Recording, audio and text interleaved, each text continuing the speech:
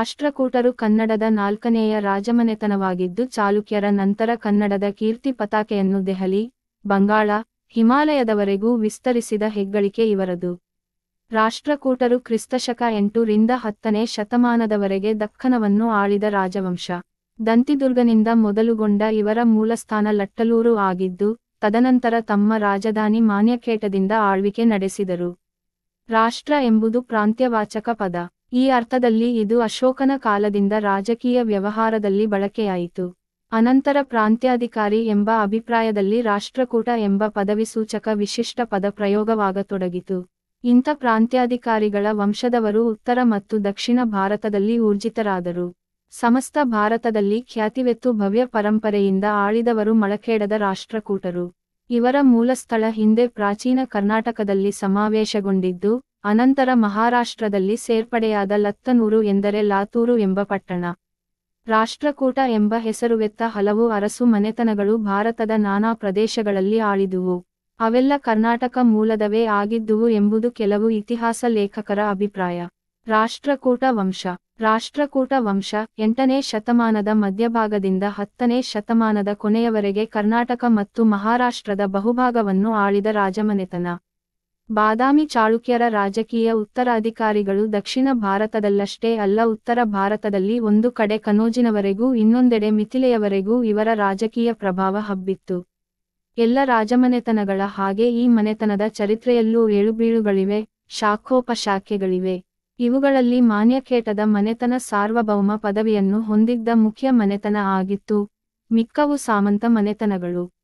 ರಾಷ್ಟ್ರಕೂಟರ ಯಾದವ ವಂಶದ ಬಳ್ಳಿಯ ಮಾನಪುರದ ರಾಷ್ಟ್ರಕೂಟರು, ಮಾನ್ಯಖೇಟದ ರಾಷ್ಟ್ರಕೂಟರು, ಸೌಂದತ್ತಿಯ ರಾಷ್ಟ್ರಕೂಟರು, ಆಮರ್ದಕಪುರದ ರಾಷ್ಟ್ರಕೂಟರು, ರಟ್ಟಮತಗ್ರಂಥದ ರಾಷ್ಟ್ರಕೂಟರು, ಗುಜರಾತಿನ ರಾಷ್ಟ್ರಕೂಟರು, ವಿದರ್ಭದ ರಾಷ್ಟ್ರಕೂಟರು, ವಾಘರಕೊಟ್ಟ, ಕನೋಜ, ಮಾರ್ವಾಡ್, ಬದಯೂನ್, ಜೋಧಪುರ ಮತ್ತು ಬಿಕಾನೇರ್ ಮುಂತಾದ ಉತ್ತರ ಭಾರತದ ಹಲವು ರಾಠೋಡ ಮನೆತನಗಳು ಅನೇಕ ಕಡೆಗಳಲ್ಲಿ ಹೀಗೆ ಹಬ್ಬಿ ಬೆಳೆದಿದೆ. ಕಾಕತೀಯರು ಮೂಲತಃ ರಾಷ್ಟ್ರಕೂಟರು ಎಂಬುದಾಗಿ ಇತ್ತೀಚೆಗೆ ಆಂಧ್ರ ಪ್ರದೇಶದಲ್ಲಿ ದೊರೆತ ಬಯ್ಯಾರಂ ಚೆರುವು ಶಾಸನದಿಂದ ತಿಳಿದುಬಂದಿದೆ. ರಾಷ್ಟ್ರಕೂಟರ ಚರಿತ್ರೆಯನ್ನು ಶಾಸನ ಹಾಗೂ ಸಾಹಿತ್ಯ ಕೃತಿಗಳ ಮೂಲಕ ಸಂಗ್ರಹಿಸಿಕೊಳ್ಳಬೇಕಾಗಿದೆ. ರಾಷ್ಟ್ರಕೂಟರ ಚರಿತ್ರೆಯ ಬೃಹದ್ಗ್ರಂಥ ಇನ್ನೂ ರಚಿಸಲ್ಪಟ್ಟಿಲ್ಲ. ರಾಷ್ಟ್ರಕೂಟ ಎಂಬುದು ಅಧಿಕಾರ ಸೂಚಕ ಪದ. ಸಂಸ್ಕೃತದ ರಾಷ್ಟ್ರ, ದೇಶ, ಪ್ರದೇಶ ಮತ್ತು ಕೂಟ, ಮುಖ್ಯಸ್ಥ ಎಂಬ ಪದಗಳಿಂದ ಉಂಟಾದ ನಾಮಪದ. ಗ್ರಾಮ, ಕೂಟ, ಗಾವುಂಡ, ಗೌಡ, ಗ್ರಾಮಾಧಿಪತಿ ಆಗಿದ್ದಂತೆ ರಾಷ್ಟ್ರಕೂಟ ಒಂದು ಪ್ರದೇಶದ ಅಧಿಪತಿ. ರಾಷ್ಟ್ರಕೂಟ ರಾಷ್ಟ್ರಿಕ, ರಾಟ್ರಿಕ, ರಿಷ್ಟಿಕ, ರತಿಕ, ರಟ್ಟ, ರಾಟ್ಟ, ವೃಷ್ಟಿ, ವರ್ಷ, ರಾಠೋಡ್, ರಾಠೌಂಡ ಮುಂತಾದ ಶಬ್ದಗಳಲ್ಲಿ ಈ ಮನೆತನದ ಹೆಸರಿನ ವ್ಯುತ್ಪತ್ತಿಯನ್ನು ಕಾಣಲು, ನಿರೂಪಿಸಲು ವಿದ್ವಾಂಸರು ಪ್ರಯತ್ನಿಸುತ್ತಿದ್ದಾರೆ. ಮಾನಪುರದ ರಾಷ್ಟ್ರಕೂಟರು. ಅವಿಧೇಯನ ಪಂಡರಂಗಪಲ್ಲಿ ಶಾಸನ, ವಿಭುರಾಜನ ಹಿಂಗ್ನಿಬೇರ್ಡಿ ಶಾಸನ ಮುಂತಾದವುಗಳ ಆಧಾರದಿಂದ ಇವರ ವಂಶಾವಳಿಯನ್ನು ಹೀಗೆ ನಿರೂಪಿಸಲಾಗಿದೆ. ಚಿತ್ರ ಮಾನಪುರದ ರಾಷ್ಟ್ರಕೂಟರ ವಂಶಾವಳಿ. ಸತಾರ ಜಿಲ್ಲೆಯ, ಮಹಾರಾಷ್ಟ್ರದ ಮಾನ್ ತಾಲ್ಲೂಕಿನ ಮಾನಪುರ ಇವರ ರಾಜಧಾನಿಯಾಗಿತ್ತು. ಮಾನಾಂಕ ಈ ವಂಶದ ಮೂಲ ಪುರುಷ. ಕಾವೇರಿಯಿಂದ ಗೋದಾವರಿ ನದಿಯ ತಟಗಳ ಮಧ್ಯದ ಭೂಭಾಗವೆಲ್ಲ ಆಗ ಕರ್ನಾಟಕವಾಗಿತ್ತು. ಮಾನ್ಯಖೇಟದ ರಾಷ್ಟ್ರಕೂಟರು ಭಾರತದ ರಾಷ್ಟ್ರಕೂಟ ಸಾಮ್ರಾಜ್ಯದ ನಕ್ಷೆ. ಮನೆತನದ ಮೂಲಪುರುಷರು ಮೊದಲು ರೇವಾ ಹಾಗೂ ಮಹಾನದಿಗಳ ನಡುವಣ ಪ್ರದೇಶವನ್ನು ತಮ್ಮ ಕಾರ್ಯಕ್ಷೇತ್ರವನ್ನಾಗಿ ಮಾಡಿಕೊಂಡುದುದು ದಂತಿದುರ್ಗನ ಸಾಮನಗಢ ಶಾಸನದಿಂದ ಖಚಿತವಾಗಿದೆ. ಇಲ್ಲಿ ಆಳುತ್ತಿದ್ದ ರಾಷ್ಟ್ರಕೂಟರ ವಂಶಕ್ಕೆ ಒರಿಸ್ಸದ ಸಂಬಲಪುರದ ಬಳಿಯ ವಾಘರಕೊಟ್ಟದಿಂದ ಆಳುತ್ತಿದ್ದ ರಾಷ್ಟ್ರಕೂಟರ ವಂಶ ಸಂಬಂಧಪಟ್ಟಿರಬಹುದು. ಮಾನ್ಯಖೇಟ, ವಿದರ್ಭ ರಾಷ್ಟ್ರಕೂಟರ ಶಾಸನಗಳಲ್ಲಿ ವಿಶೇಷತಃ ಸಂಗಲೂಡ, ನಾಗರ್ಧನ, ಮುಲ್ತಾಯಿ ಮತ್ತು ತಿವರಖೇಡ ಶಾಸನಗಳಲ್ಲಿ ಬಂದಿರುವ ಸ್ವಾಮಿಕರಾಜ, ದುರ್ಗರಾಜ, ಗೋವಿಂದರಾಜ ಮತ್ತು ನನ್ನರಾಜ ಇವರುಗಳ ಪರಂಪರೆ ಒಂದೇ ವಂಶದ್ದೋ ಅಥವಾ ಭಿನ್ನ ಭಿನ್ನ ಶಾಖೆಗಳದ್ದೋ ಎಂಬುದರ ಬಗ್ಗೆ ವಿದ್ವಾಂಸರಲ್ಲಿ ಭಿನ್ನಾಭಿಪ್ರಾಯಗಳಿವೆ. ನಾಗರ್ಧನ, ಅಚಲಪುರ ಹಾಗೂ ಪದ್ಮನಗರಗಳಿಂದ ಆಳಿದ ಒಂದು ರಾಷ್ಟ್ರಕೂಟ ಶಾಖೆ ಬೇರೆಯೆಂದು ವಿ. ಮಿರಾಶಿಯವರು ಪ್ರತಿಪಾದಿಸಿದ್ದಾರೆ. ಎಂ. ವೆಂಕಟರಾಮಯ್ಯನವರು ಸಂಗಲೂಡ ಶಾಸನವನ್ನು ಕುರಿತು ಬರೆಯುತ್ತಾ ಇವರೆಲ್ಲರೂ ಎಸ್. ಅಳ್ತೇಕರರು ನಿರೂಪಿಸಿರುವ ರೀತಿಯಲ್ಲಿ ಮಾನ್ಯಖೇಟದಿಂದ ಆಳಿದ ಮೂಲ ಮನೆತನಕ್ಕೆ ಸಂಬಂಧಪಟ್ಟವರು ಎಂದು ಅಭಿಪ್ರಾಯಪಟ್ಟಿದ್ದಾರೆ. ನಾಮಸಾದೃಶ್ಯತೆ ಇರುವುದು ಗಮನಾರ್ಹವಾದುದು ನಿಜ, ಆದರೆ ಒಂದೆಂದು ಹೇಳಲು ಬೇರೆಯ ಖಚಿತ ಪ್ರಮಾಣಗಳ ಅಭಾವವಿದೆ. ಸು. 570 590 ಮಧ್ಯೆ ಆಳಿದ ದುರ್ಗರಾಜನಿಂದ ಈ ಮನೆತನದ ಇತಿಹಾಸವನ್ನು ಅಳ್ತೇಕರರ ಸೂಚನೆಯಂತೆ ಪ್ರಾರಂಭಿಸಬಹುದೆಂದು ತೋರುತ್ತದೆ. ಕೆಲವರು ದಂತಿವರ್ಮನಿಂದ ಆರಂಭಿಸುತ್ತಾರೆ. ಇವರ ಮನೆಮಾತು ಕನ್ನಡವಾಗಿತ್ತೆಂಬುದನ್ನು ಅಳ್ತೇಕರರು ಸಾಧಾರವಾಗಿ ಸಿದ್ಧಪಡಿಸಿದ್ದಾರೆ. ನಿರವಧ್ಯಾನ್ವಯದ ಶ್ರೀವಿಜಯ ರಚಿಸಿದ ಕವಿರಾಜಮಾರ್ಗ ಕೃತಿಯ ಪ್ರಕಾರ ಕನ್ನಡನಾಡು, ಕನ್ನಡ ನುಡಿ ಇವು ಕಾವೇರಿ ತೀರದಿಂದ ಗೋದಾವರಿ ತೀರದ ಮಧ್ಯದ ಪ್ರದೇಶದಲ್ಲಿ ಇದ್ದುವೆಂಬುದು ಅದರಲ್ಲಿನ ಒಂದು ಪದ್ಯದಿಂದ ಸ್ಪಷ್ಟ. ರಾಷ್ಟ್ರಕೂಟರ ಶ್ರೇಷ್ಠತೆ ಬಗ್ಗೆ ಕಾವ್ಯದಲ್ಲಿ ಬಳಕೆ. ಕಾವೇರಿಯಿಂದ ಮಾಗೋ ದಾವರಿವರಮಿರ್ದ ನಾಡದ ಕನ್ನಡದೊಳ್ ಭಾವಿಸಿದ ಜನಪದಂ ವಸು ಧಾವಳಯ ವಿಲೀನ ವಿಷದ ವಿಷಯ ವಿಶೇಷಂ. ರಾಷ್ಟ್ರಕೂಟರು ಆರಂಭದಲ್ಲಿ ಬಾದಾಮಿಯ ಚಾಳುಕ್ಯರ ಸಾಮಂತರಾಗಿದ್ದರು. ಮಧ್ಯಕಾಲೀನ ದೇಶಮುಖ, ದೇಸಾಯಿ ಶಬ್ದಗಳ ಹಾಗೆ ಗ್ರಾಮಕೂಟ, ರಾಷ್ಟ್ರಕೂಟ ಶಬ್ದಗಳು ಆಡಳಿತದಲ್ಲಿಯ ಅಧಿಕಾರವನ್ನು ಸೂಚಿಸುತ್ತವೆ. ಆದರೆ ಈ ಮಂಡಲಗಳ ವ್ಯಾಪ್ತಿ ಆದಾಗ ಸೀಮಾರೇಖೆಗಳ ವಿಸ್ತಾರತೆ ಇಲ್ಲವೇ ಆಕುಂಚನದಿಂದ ಏಕರೀತಿಯಾಗಿರಲಿಲ್ಲ. ರಾಷ್ಟ್ರಕೂಟರು ತಮ್ಮನ್ನು ಯಾದವರೆಂದು ಹೇಳಿಕೊಂಡಿದ್ದಾರೆ. ಗರುಡ, ವಿಷ್ಣುವಿನ ವಾಹನ, ನೇಗಿಲು ಬಲರಾಮನ ಆಯುಧ ಇವರ ಲಾಂಛನಗಳಾಗಿದ್ದವು. ಗರುಡಧ್ವಜ ಇವರ ಬಾವುಟ ಆಗಿತ್ತು. ದಂತಿದುರ್ಗನ ಕಾಲದವರೆಗಿನ ಇತಿಹಾಸ. ಈ ಮನೆತನದ 1ನೆಯ ಇಂದ್ರರಾಜನ ಚಾಳುಕ್ಯ ಭವನಾಗ ಅಥವಾ ಭವಗಣ ಎಂಬುವಳನ್ನು ಕೈರಾ, ಗುಜರಾತ್ ಎಂಬಲ್ಲಿಂದ ಎತ್ತಿಕೊಂಡು ಬಂದು ರಾಕ್ಷಸ ರೀತಿಯಲ್ಲಿ ಮದುವೆಯಾದನೆನ್ನುವುದನ್ನು ಬಿಟ್ಟರೆ ಇನ್ನೂ ಸಂಪೂರ್ಣ ಕತ್ತಲೆಯಲ್ಲಿದೆ. ರಾಷ್ಟ್ರಕೂಟ ಸಾಮ್ರಾಜ್ಯದ ಆಸ್ತಿಭಾರವನ್ನು ಹಾಕಿದ ಮೊದಲ ಮಹಾಪುರುಷ ದಂತಿದುರ್ಗ. ಈತನ ಎಲ್ಲೋರ ಶಾಸನದಲ್ಲಿ ಮೊದಲ ಬಾರಿಗೆ ಪೃಥ್ವಿವಲ್ಲಭ ಎಂಬ ಬಿರುದನ್ನು ತಳೆದಿರುವುದು ಮತ್ತು ಸಾಮನಗಡ ಶಾಸನದಿಂದ ಪೃಥ್ವಿವಲ್ಲಭ, ಮಹಾರಾಜಾಧಿರಾಜ ಪರಮೇಶ್ವರ, ಪರಮಭಟ್ಟಾರಕ, ಖಡ್ಗಾವಲೋಕ ಎಂಬ ಬಿರುದುಗಳನ್ನು ಧರಿಸಿರುವುದು ಕಂಡುಬರುತ್ತದೆ. ಅನ್ಯರಿಗೆ ಅಸಾಧ್ಯವಾದ ಅಜೇಯವಾದ ಕರ್ನಾಟಕ ಬಲವನ್ನು ಸೋಲಿಸಿದುದಾಗಿಯೂ ಹೇಳಿರುವುದರ ಜೊತೆಗೆ ವಲ್ಲಭ ದೊರೆಯನ್ನು ಸೋಲಿಸಿದ ಅನಂತರವೇ ಸಾರ್ವಭೌಮತ್ವವನ್ನು ಸೂಚಿಸುವ ರಾಜಾಧಿರಾಜ ಪರಮೇಶ್ವರ ಎಂಬ ಬಿರುದನ್ನು ಹೊಂದಿದ್ದುದಾಗಿಯೂ ಆ ಶಾಸನಗಳಲ್ಲಿ ಉಲ್ಲೇಖಿಸಲಾಗಿದೆ. ದಂತಿದುರ್ಗ ಸಾರ್ವಭೌಮರಾದ ಚಾಳುಕ್ಯರನ್ನು ಸೋಲಿಸಿದುದಲ್ಲದೆ ಕಂಚಿ, ಕಳಿಂಗ, ಶ್ರೀಶೈಲ, ಚೋಳ, ಪಾಂಡ್ಯ, ಕೇರಳ, ಕೋಸಲ, ಮಾಲವ, ಲಾಟ, ಸಿಂಹ ಮೊದಲಾದ ದೇಶಗಳನ್ನು ಮತ್ತು ಶ್ರೀಹರ್ಷ, ವಜ್ರಟ ಮೊದಲಾದ ರಾಜರನ್ನೂ ಸೋಲಿಸಿದುದಾಗಿ ತನ್ನ ಪ್ರಶಸ್ತಿಯಲ್ಲಿ ಬರೆಯಿಸಿದ್ದಾನೆ. ದಂತಿದುರ್ಗನ ವಿಸ್ತಾರವಾದ ಪ್ರಶಸ್ತಿ ಎಲ್ಲೋರದ ದಶಾವತಾರ ಗುಹೆಯ ಶಾಸನದಲ್ಲಿ ಬಂದಿದೆ. ದಂತಿದುರ್ಗನಿಂದ ಆರಂಭವಾದ ಆಳ್ವಿಕೆ ಅವಿಚ್ಛಿನ್ನವಾಗಿ ಇಮ್ಮಡಿ ಕರ್ಕನವರೆಗೆ ಸಾಗಿಬಂದಿತು. ಸುಮಾರು 747 ರಿಂದ 756 ಮಧ್ಯದಲ್ಲಿ ಆರಂಭವಾಗಿ 972 ರಿಂದ 973 ಒಬ್ಬರಾದ ಮೇಲೆ ಒಬ್ಬರು ಶೂರ ಧೀರ ಪುರುಷರೇ ಆಗಿದ್ದುದರಿಂದ ಸಾಮ್ರಾಜ್ಯದ ಹಿರಿಮೆ ಗರಿಮೆಗಳು ಏರುತ್ತ ನಡೆದವು. ದಂತಿದುರ್ಗನಿಗೆ ಮಕ್ಕಳಿರಲಿಲ್ಲವಾದ ಕಾರಣ ಇವನ ಚಿಕ್ಕಪ್ಪನಾದ 1ನೆಯ ಕೃಷ್ಣ ಪಟ್ಟವನ್ನು ಅಲಂಕರಿಸಿದ. ಈತ ಇನ್ನೂ ಕಿಂಚಿತ್ ಜೀವಹಿಡಿದಿದ್ದ ಬಾದಾಮಿ ಚಾಳುಕ್ಯರ ಸಾಮ್ರಾಜ್ಯತ್ವವನ್ನು 757 ರಲ್ಲಿ ಇಮ್ಮಡಿ ಕೀರ್ತಿವರ್ಮನನ್ನು ಮೂಲೋತ್ಪಾಟನೆ ಮಾಡುವುದರ ಸಂಪೂರ್ಣಗೊಳಿಸಿದ. ಶುಭತುಂಗ, ಅಕಾಲವರ್ಷ ಎಂಬ ಬಿರುದುಗಳನ್ನು ಈತ ಧರಿಸಿದ್ದ. ಕೃಷ್ಣನ ಅನಂತರ ಇಮ್ಮಡಿ ಗೋವಿಂದ, ಆತನ ತಮ್ಮ ಧ್ರುವಧಾರಾವರ್ಷ, ಕಲಿವಲ್ಲಭ ಇವರು ಕ್ರಮವಾಗಿ ರಾಜ್ಯವನ್ನಾಳಿದರು. ಧ್ರುವಧಾರಾವರ್ಷನಿಗೆ ಪ್ರಿಯಪುತ್ರನೂ ಅತ್ಯಂತ ಶೂರನೂ ಆದ ಪ್ರಭೂತವರ್ಷ ಮುಮ್ಮಡಿ ಗೋವಿಂದ ಅವನ ಅನಂತರ ಪಟ್ಟಕ್ಕೆ ಬಂದ. ಮುಮ್ಮಡಿ ಗೋವಿಂದನ ಪುತ್ರನೇ ನೃಪತುಂಗ ಅಮೋಘವರ್ಷ. ನೃಪತುಂಗನ ಕಾಲದವರೆಗೆ ರಾಷ್ಟ್ರಕೂಟರ ರಾಜಧಾನಿ ಯಾವುದು ಎಂಬುದು ಇನ್ನೂ ಖಚಿತವಾಗಿಲ್ಲ. ಎಲ್ಲೋರದ ಬಳಿಯ ಸೂಲೂಂಜನ ರಾಜಧಾನಿಯಾಗಿದ್ದಿರಬಹುದೆಂಬುದು ಅಳ್ತೇಕರರ ಊಹೆ. ಲಟ್ಟಲೂರ ಪುರವರಾಧೀಶ್ವರ ಎಂಬುದು ಇವರ ಮೂಲ ರಾಜಧಾನಿಯನ್ನು ಸೂಚಿಸಿದರೆ, ಇತ್ತೀಚೆಗೆ ನಾಂದೇಡ ಜಿಲ್ಲೆಯ ಕಂಧಾರದಲ್ಲಿ ದೊರೆತ ಶಾಸನದಿಂದ ಕಂಧಾರ ಮಾನ್ಯಕೇಟಕ್ಕಿಂತ ಮುಂಚಿನ ರಾಜಧಾನಿಗಳಲ್ಲೊಂದು ಎಂಬುದು ಸುಸ್ಪಷ್ಟವಿದೆ. ನೃಪತುಂಗನ ಕಾಲದಲ್ಲಿ ರಾಜಧಾನಿ ಮಾನ್ಯಕೇಟ ದಿನೇ ದಿನೇ ಪ್ರವರ್ಧಮಾನವಾಗಿ ಬೆಳೆಯಿತು. ತತ್ಪೂರ್ವದಲ್ಲಿ ರಾಜಧಾನಿಯಾದ ಕಂಧಾರ ಪ್ರಾಮುಖ್ಯವನ್ನು ದಿನೇ ದಿನೇ ಕಳೆದುಕೊಂಡಿತು. ವೀರನಾರಾಯಣ ಕೃಷ್ಣೇಶ್ವರ, ಜಗತ್ತುಂಗ ಸಮುದ್ರ, 3ನೆಯ ಗೋವಿಂದ ಹಾಗೂ ಆತನ ಪುತ್ರ ನೃಪತುಂಗನ ದಂಡನಾಯಕನಾಗಿದ್ದ ಬಂಕೆಯನ ಸ್ಮಾರಕ ಬಂಕೇಶ್ವರ ಹಾಗೂ ಚಲ್ಲೇಶ್ವರ, ರಾಜಗೃಹ ಅರ್ಥಾತ್ ಅರಮನೆ ಮತ್ತು ಪ್ರಧಾನ ರಾಜ ವಿಲಾಸಿನಿಪಾಟಕಗಳ ಉಲ್ಲೇಖವಿದ್ದು ಅದು ಒಂದು ರಾಜಧಾನಿಯಾಗಿತ್ತೆನ್ನುವುದರಲ್ಲಿ ಸಂದೇಹವೇ ಇಲ್ಲ. ರಾಷ್ಟ್ರಕೂಟ, ಚಾಳುಕ್ಯ, ಗಂಗ, ಪಲ್ಲವ, ಚೋಳ ಹಾಗೂ ಇತ ರಾಜಮನೆತನಗಳ ನಡುವೆ ಐತಿಹಾಸಿಕ ಸಂಬಂಧಗಳು ಬೆಳೆದು ಸಿಂಹಾಸನಕ್ಕಾಗಿ ಯುದ್ಧಗಳು ಜರುಗಿದವು. 3ನೆಯ ಗೋವಿಂದ, 3ನೆಯ ಇಂದ್ರ ಹಾಗೂ 3ನೆಯ ಕೃಷ್ಣ ಇವರ ಕಾಲದಲ್ಲಿ ರಾಷ್ಟ್ರಕೂಟರ ಸೈನ್ಯ ಭಾರತಾದ್ಯಂತ ಹಿಮವತ್ ಪ್ರದೇಶದಿಂದ ರಾಮೇಶ್ವರದವರೆಗೆ ಚಲಿಸಿತು. ಇವನ ಆನೆ ಕುದುರೆಗಳು ಗಂಗಾ ಯಮುನಾ ತರಂಗಗಳಲ್ಲಿ ಮೈತೊಳೆದವು. ಸೋತ ರಾಜರು ಶರಣಾಗತರಾಗಿ ನಿಂತರು. ಕೆಲವರು ಈ ರಾಜರ ಮೂರ್ತಿಗಳನ್ನೇ ಮಾಡಿಸಿ ಸ್ಥಾಪಿಸಿದರು. ಮೂರನೆಯ ಕೃಷ್ಣನ ಅನಂತರ ಆತನ ಸಹೋದರ ಇಮ್ಮಡಿ ಕರ್ಕ ಪಟ್ಟಕ್ಕೆ ಬಂದ. ಆತ ಅಣ್ಣನಷ್ಟು ಶಕ್ತಿಶಾಲಿಯಾಗಿರಲಿಲ್ಲ. ಕರ್ಕನ ಮಗ ಕೃಷ್ಣ, ಕರ್ಕನ ತಮ್ಮ ನಿರುಪಮದೇವ ಹಾಗೂ ಮೂರನೆಯ ಕೃಷ್ಣನ ಮೊಮ್ಮಗ ನಾಲ್ಕನೆಯ ಇಂದ್ರ, ಗಂಗರ ಇಮ್ಮಡಿ ಮಾರಸಿಂಹ ಹಾಗೂ ಆತನ ಪ್ರಧಾನ ಚಾವುಂಡರಾಯನ ನೇತೃತ್ವದಲ್ಲಿ ಸಿಂಹಾಸನಕ್ಕಾಗಿ ಯುದ್ಧ ಮಾಡಿದರು.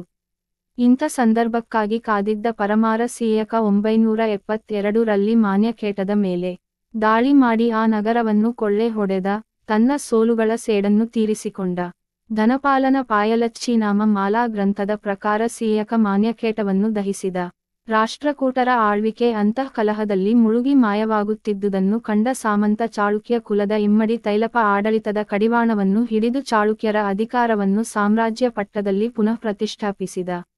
ಸು 757ರಿಂದ 972ರವರೆಗೆ ಅತ್ಯಂತ ವಿಜೃಂಭಣೆಯಿಂದ ಈ ಮನೆತನ ರಾಜ್ಯಭಾರವನ್ನೆಸಗಿತು. ರಾಷ್ಟ್ರಕೂಟರ ಆಡಳಿತ. ರಾಷ್ಟ್ರಕೂಟರ ಆಳ್ವಿಕೆಯಲ್ಲಿ ಆಡಳಿತ ಸುವ್ಯವಸ್ಥಿತ ರೀತಿಯಲ್ಲಿ ಇತ್ತು. ರಾಷ್ಟ್ರಕೂಟರ ಶಾಸನಗಳು ಹಾಗೂ ಸಾಹಿತ್ಯ ಕೃತಿಗಳು ಇವರ ಆಡಳಿತ ವ್ಯವಸ್ಥೆ ಕುರಿತು ಸಾಕಷ್ಟು ಬೆಳಕು ಚೆಲ್ಲುತ್ತದೆ. ರಾಜ, ರಾಣಿ, ಯುವರಾಜ, ಮಂತ್ರಿಮಂಡಲ ಇವುಗಳ ಬಗ್ಗೆಯೂ ವಿವರಗಳು ದೊರೆಯುತ್ತವೆ. ಯುವರಾಜ ಸಾಮಾನ್ಯವಾಗಿ ರಾಜಧಾನಿಯಲ್ಲಿದ್ದು ತಂದೆಗೆ ರಾಜ್ಯಾಡಳಿತದಲ್ಲಿ ಸಹಾಯ ಮಾಡುತ್ತಿದ್ದ. ಮುಂದೆ ರಾಜನಾಗುವ ವ್ಯಕ್ತಿಗೆ ಇದೊಂದು ಪೂರ್ವಭಾವಿ ತರಬೇತಿಯಾಗಿತ್ತು. ರಾಣಿಯರು ರಾಜಕನ್ಯೆಯರು ಒಮ್ಮೊಮ್ಮೆ ರಾಜ್ಯಾಡಳಿತವನ್ನು ನೋಡಿಕೊಂಡುದುಂಟು. ಧ್ರುವಧಾರಾವರ್ಷನ ಹೆಂಡತಿ ಶೀಲಭಟ್ಟಾರಿಕೆ, ನೃಪತುಂಗನ ಪುತ್ರಿ ಚಂದ್ರೋಬಲಬ್ಬೆ, ರಾಯಚೂರು ದೋಆ ಕೃಷ್ಣಾಭೀಮ ಮಧ್ಯದ ಪ್ರದೇಶದಲ್ಲಿ ಆಡಳಿತ ನಡೆಸಿದುದಕ್ಕೆ ದಾಖಲೆಗಳು ದೊರೆತಿವೆ. ಆದರೂ ಆಡಳಿತದ ವಿಶೇಷ ಭಾರ ಪುರುಷರ ಮೇಲೆಯೇ ಬೀಳುತ್ತಿತ್ತು. ರಾಜಧಾನಿಯಲ್ಲಿ ಸಾಮಾನ್ಯವಾಗಿ ರಾಜನ ಆಸ್ಥಾನ ಇತ್ತು. ಆದರೆ ವಿಜಯಯಾತ್ರೆ ಅಥವಾ ದಂಡಯಾತ್ರೆ ಹೊರಟಾಗ ರಾಜ ಬೀಡುಬಿಟ್ಟಲ್ಲಿ ಆಸ್ಥಾನ ನಡೆಯುತ್ತಿತ್ತು. ಅದನ್ನು ವಿಜಯಕಟಕ ಎಂದು ಕರೆಯಲಾಗುತ್ತಿತ್ತು. ವಿಶೇಷವಾಗಿ ಮಂತ್ರಿಗಳು ದಂಡನಾಯಕರು ಆಗಿರುತ್ತಿದ್ದರು. ಅವರಲ್ಲಿ ಕೆಲವರು ಧ್ರುವನ ಸಂಧಿವಿಗ್ರಹದಲ್ಲಿನ ಹಾಗೆ ಮಂಡಲೇಶ್ವರರೂ ಆಗಿದ್ದರು. ರಾಜ್ಯವನ್ನು ನೇರ ಆಡಳಿತಕ್ಕೊಳಪಟ್ಟ ಹಾಗೂ ಮಾಂಡಲಿಕರ ಆಡಳಿತಕ್ಕೊಳಪಟ್ಟ ವಿಭಾಗಗಳೆಂದು ವಿಭಜಿಸಲಾಗಿತ್ತು. ಮಾಂಡಲಿಕರು ಕಪ್ಪ ಕಾಣಿಕೆಗಳನ್ನು ತಪ್ಪದೇ ಸಮಯಕ್ಕೆ ಸರಿಯಾಗಿ ಸಲ್ಲಿಸಬೇಕಾಗಿತ್ತು. ಹಾಗೆ ಸಲ್ಲಿಸದಿದ್ದಾಗ ಇಂಥವರನ್ನು ತಹಬಂದಿಗೆ ತರಲು ಯುದ್ಧಗಳಾದುದೂ ಉಂಟು.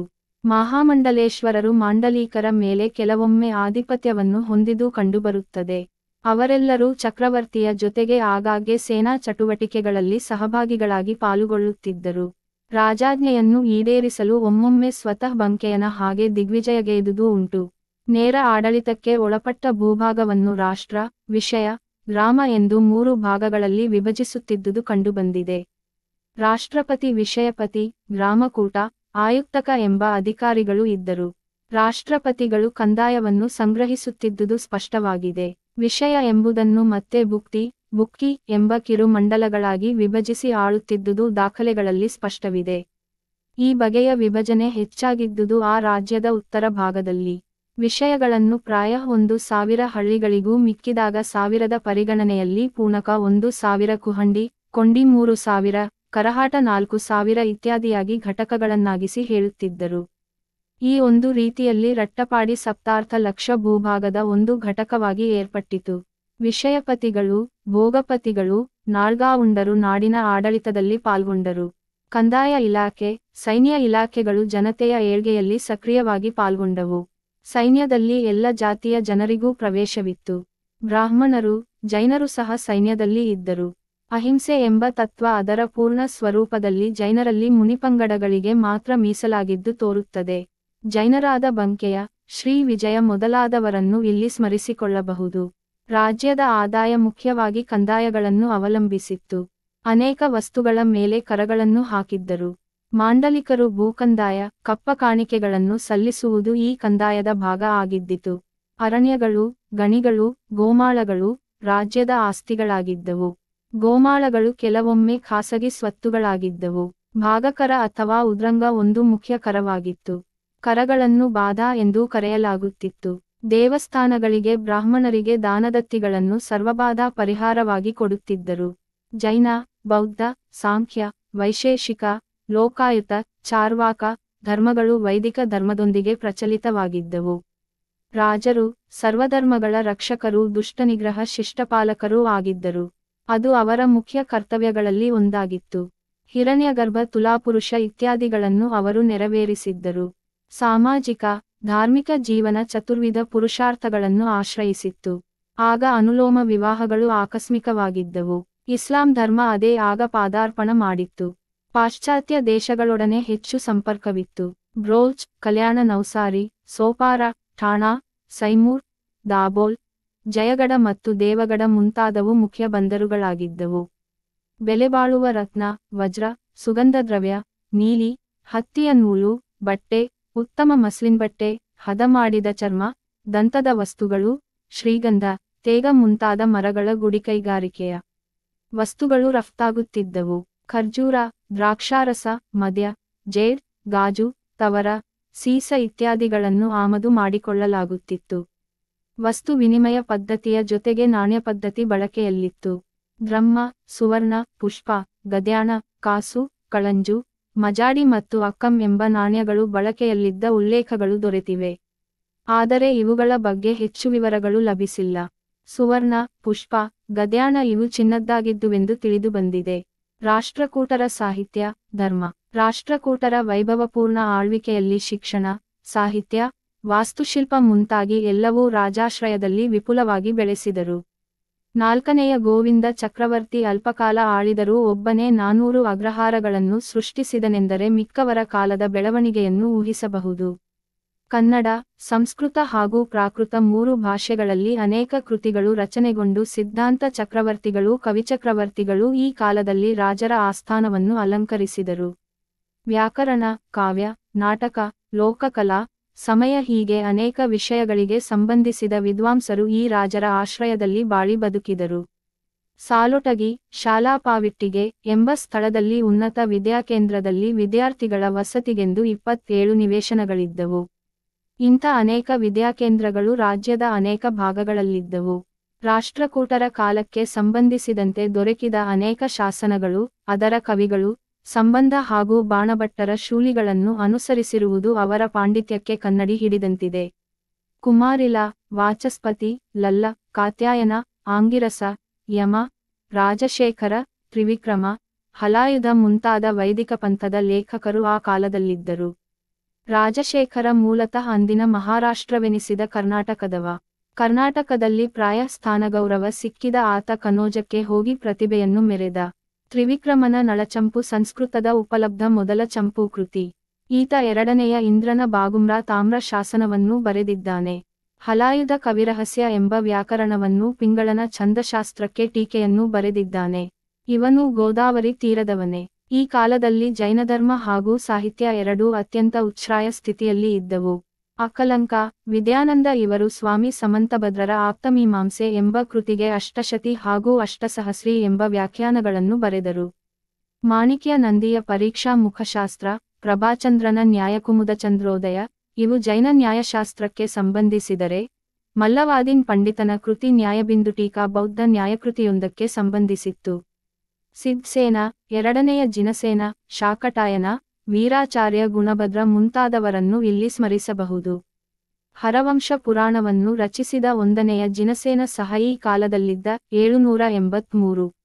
ಆತನ ಹರಿವಂಶ ಪುರಾಣ ವರ್ಧಮಾನಪುರದ ನನ್ನರಾಜ ಬಸದಿ ಎಂದು ಪ್ರಸಿದ್ಧವಾದ ಪಾಶ್ರುವ ಜಿನಾಲಯದಲ್ಲಿ ಪೂರ್ಣಗೊಂಡಿತು. ಸುಮಾರು ಇದೇ ಕಾಲದಲ್ಲಿ ಭೀಮಾತೀರದ ಸ್ವಯಂಭೂವಾಡ, ಶಂಖೇವಾಡ ಶಂಭುವಾಡ, ಸ್ಥಳದ ಪೌಂಚರಿಯು, ಅರಿಷ್ಟ ನೇಮಿಚರಿವು ಇತ್ಯಾದಿಗಳನ್ನು ರಚಿಸಿದ ಸ್ವಯಂಭೂ, ರಾಷ್ಟ್ರಕೂಟ ಧ್ರುವ ಹಾಗೂ ಎರಡನೆಯ ಗೋವಿಂದನ ಆಸ್ಥಾನದಲ್ಲಿದ್ದನೆಂದು ತಿಳಿದುಬಂದಿದೆ. ರಾಹುಲ ಸಾಂಕೃತ್ಯಾಯನರು ಇವನನ್ನು ಪ್ರಾಕೃತದ ಮಹಾಕವಿಗಳಲ್ಲಿ ಒಬ್ಬನೆಂದು ಗುರುತಿಸಿದ್ದಾರೆ. ಈತ ಪೌಂಚರಿಯು ಗ್ರಂಥವನ್ನು ಪೂರ್ಣಗೊಳಿಸದೇ ತೀರಿಕೊಂಡ. ಅದನ್ನು ಆತನ ಪುತ್ರ ತ್ರಿಭುವನ ಸ್ವಯಂಭೂ ಸಂಪೂರ್ಣಗೊಳಿಸಿದ. ವೀರಸೇನ ಹಾಗೂ ಜಿನಸೇನರು ಇದೇ ಕಾಲದಲ್ಲಿ ಧವಲ, ಜಯಧವಲ ಗ್ರಂಥಗಳನ್ನು ರಚಿಸಿದರು. ಈ ಜಿನಸೇನರು ಪಾಶ್ಚಾಭ್ಯುದಯ ಎಂಬ ಕಾವ್ಯವನ್ನು ಕಾಳಿದಾಸನ ಮೇಘದೂತದ ಪಂಕ್ತಿಗಳನ್ನು ಪ್ರತಿಯೊಂದು ಪದ್ಯದಲ್ಲೂ ಬಳಸಿಕೊಂಡು ಬರೆದಿದ್ದಾರೆ. ಅನಂತರ ಮಹಾಪುರಾಣ ಕಾವ್ಯವನ್ನು ಬರೆದರು. ಇದರಲ್ಲಿ ಪೂರ್ವಭಾಗ ಮಾತ್ರ, ಆದಿಪುರಾಣ, ಸಂಪೂರ್ಣವಾಯಿತು. ಅಂತಿಮ ಭಾಗವನ್ನು ಉತ್ತರಪುರಾಣ ಎಂದು ಕರೆಯಲಾಗದೆ, ಈ ಭಾಗ ಗುಣಭದ್ರ ಹಾಗೂ ಲೋಕಸೇನರಿಂದ ಸಂಪೂರ್ಣವಾಯಿತು. ಈ ಜಿನಸೇನರು ನೃಪತುಂಗನಿಂದ ಮಾನಿತರಾಗಿದ್ದರು. ಅವನಿಗೆ ಗುರುಸ್ಥಾನದಲ್ಲಿದ್ದರು. ಪಶ್ಯಧರ್ಮತರೋರರ್ಥ ಫಲಂ ಕಾಮಸ್ತು ತದ್ರಸ ಸತ್ರಿವರ್ಗ ತ್ರಯಸ್ಯಾಸ್ಯ ಮೂಲಂ ಪುಣ್ಯಕಥಾಶ್ರುತಿ ಧರ್ಮತರುವಿಗೆ ಅರ್ಥವೇ ಫಲವಾದರೆ ಕಾಮವೇ ಫಲದ ರಸವೆಂದು, ಅದುವೇ ಪುಣ್ಯಕಥೆಗೆ ಮೂಲವೆಂದು ತಿಳಿಸಿದ್ದಾರೆ. ಇದನ್ನೇ ಪಂಪ, ಚಾಮುಂಡರಾಯ ಮೊದಲಾದವರು ತಮ್ಮ ಕೃತಿಗಳಿಗೆ ಆಕರವಾಗಿ ಬಳಸಿಕೊಂಡಿದ್ದಾರೆ. ಶಾಕಟಾಯನನ ಪಾಲ್ಯಕರ್ತಿ ವ್ಯಾಕೋಟ್ ಅಮೋಘವೃತ್ತಿ ಎಂಬುದು ವ್ಯಾಕರಣ ಗ್ರಂಥವಾಗಿದೆ. ವೀರಾಚಾರ್ಯ ಗಣಿತ ಸಾರಸಂಗ್ರಹ ಕೃತಿ ಗಣಿತಕ್ಕೆ ಸಂಬಂಧಿಸಿದೆ. ಪುಷ್ಪದಂತನು ವ್ಯಾಕೋಟ್ ಮಹಾಪುರಾಣ, ಸಣಾಯಕುಮಾರ ಚರಿತ, ಯಶೋಧರ ಚರಿತ ಎಂಬ ಕೃತಿಗಳನ್ನು ರಚಿಸಿದ್ದಾನೆ. ಈತ ಮೂರನೆಯ ಕೃಷ್ಣನ ಮಂತ್ರಿ ಭರತ ಹಾಗೂ ಆತನ ಪುತ್ರನನ್ನು ರಚಿಸಿದ್ದಾನೆ. ಈತ ಮೂರನೆಯ ಕೃಷ್ಣನ ಮಂತ್ರಿ ಭರತ ಹಾಗೂ ಆತನ ಪುತ್ರನನ್ನು ದೇವನಿಂದ ಪೋಷಿಸಲ್ಪಟ್ಟ. ಕನ್ನಡ ಸಾಹಿತ್ಯಕ್ಕಂತೂ ಇದು ಸುವರ್ಣಯುಗ. ರಾಷ್ಟ್ರಕೂಟರು ಅವರ ಮಾಂಡಲಿಕರು ಎಲ್ಲರನ್ನೂ ಪರಿಗಣನೆಗೆ ತೆಗೆದುಕೊಂಡರೆ ರತ್ನತ್ರಯರಾದ ಪಂಪ, ಪೊನ್ನ ಹಾಗೂ ರನ್ನ ಸುಮಾರು ಈ ಕಾಲಖಂಡದಲ್ಲೇ ಇದ್ದರು. ರಾಷ್ಟ್ರಕೂಟರ ಮನೆತನವೊಂದನ್ನೇ ಎತ್ತಿಕೊಂಡರೆ ರುದ್ರಟ, ರುದ್ರಭಟ್ಟ, ವತ್ಸರಾಜ, ನಾಕಿಗ, ಕವಿರಾಜರಾಜ, ಸಾಮಿಯಣ್ಣ, ದಾನವುಲಪಾಡ ಶಾಸನವನ್ನು ಬರೆದ ಶ್ರೀವಿಜಯ ನಾರಾಯಣ, ಗಜಾಂಕುಶ, ಪೊನ್ನ ಇವರು ಸುಪ್ರಸಿದ್ಧರು. ಶ್ರೀವಿಜಯನ ಕವಿರಾಜ ಮಾರ್ಗ, ಪೊನ್ನನ ಕೃತಿಗಳಲ್ಲಿ ಉಪಲಬ್ಧವಾದ ಶಾಂತಿಪುರಾಣ ಇವು ಉದ್ಧೃತ್ಕೃತಿಗಳು. ಪೊನ್ನ ಭುವನೈಕ ರಾಮಾಭ್ಯುದಯ ಎಂಬ ಕಾವ್ಯವನ್ನು ಬರೆದ ಹಾಗೆ ಹೇಳಿದ್ದಾನೆ. ಅವನಿಗೆ ಮುಮ್ಮಡಿ ಕೃಷ್ಣ ಕವಿಚಕ್ರವರ್ತಿ ಎಂಬ ಬಿರುದು ನೀಡಿ ಸನ್ಮಾನಿಸಿದ. ವಾಸ್ತುಶಿಲ್ಪ ಕಲೆ. ಗುಹಾವಾಸ್ತುಶಿಲ್ಪ ಮೌರ್ಯರ ಕಾಲದಿಂದ ವಿಕಸನ ಹೊಂದುತ್ತ ರಾಷ್ಟ್ರಕೂಟರ ಕಾಲಕ್ಕೆ ಬೆಳವಣಿಗೆಯ ಶಿಖರವನ್ನು ಮುಟ್ಟಿತು. ಆ ರಾಜ್ಯದ ವಿಸ್ತಾರವನ್ನು ಪರಿಶೀಲಿಸಿದರೆ ಅದರ ಔನ್ನತ್ಯವನ್ನು ಗುರುತಿಸಲು ಸಾಧ್ಯ. ಇಂಥ ಬೃಹತ್ ವಿಷಯದ ಅಧ್ಯಯನ ಇನ್ನೂ ಸಮರ್ಪಕವಾಗಿ ಪಡೆದಿಲ್ಲ. ಗುಹಾದೇವಾಲಯಗಳು ಈ ಕಾಲದಲ್ಲಿ ಸೃಜನಗೊಂಡುವು. ಆ ಬಗೆಯ ಶೈಲಿಗೆ ಕಲಶಪ್ರಾಯವಾಗಿದೆ. ಕಣ್ಣಿದ್ದವರು ವೇರೂಳದ, ಎಲ್ಲೋರ, ಕೈಲಾಸ ಮಂದಿರವನ್ನು ನೋಡಬೇಕು ಎಂಬ ಮಾತಿದೆ. ಮುಂಬಯಿ ಬಳಿಯ ಎಲಿಫೆಂಟಾ ಗುಹೆಯಲ್ಲಿರುವ ಮಹಾದೇವನ ಶಿಲ್ಪವನ್ನು ಸರಿಗಟ್ಟುವ ಕಲಾಕೃತಿಗಳು ಜಗತ್ತಿನಲ್ಲಿ ವಿರಳ. ಬೌದ್ಧ ಹಾಗೂ ಬಾದಾಮಿಯ ಚಾಳುಕ್ಯರ ಕಾಲದ ಎರಡೂ ಶೈಲಿಗಳು ಬೆರೆತು ಬೆಳೆದು ನಿಂತವು. ಎಲ್ಲೋರ, ಐಹೊಳೆ, ಕಂಧಾರ, ಸಿರವಾಳ, ಕೊಪ್ಪಳ, ನಿಡಗುಂದಿ, ರೋಣ, ಸವಡಿ, ಗದಗ, ಲಕ್ಷ್ಮೀಶ್ವರ ಮುಂತಾಗಿ ಸುಮಾರು 30ಕ್ಕೂ ಮೇಲ್ಪಟ್ಟು ಸ್ಥಳಗಳಲ್ಲಿ ರಾಷ್ಟ್ರಕೂಟರ ಕಾಲದ ದೇವಾಲಯಗಳು, ಜೈನ ಬಸದಿಗಳು, ಬೌದ್ಧೇನಿಗಳು ಹೀಗೆ ಹಲವು ಕಟ್ಟಡಗಳು ಗಮನಕ್ಕೆ ಬಂದಿವೆ.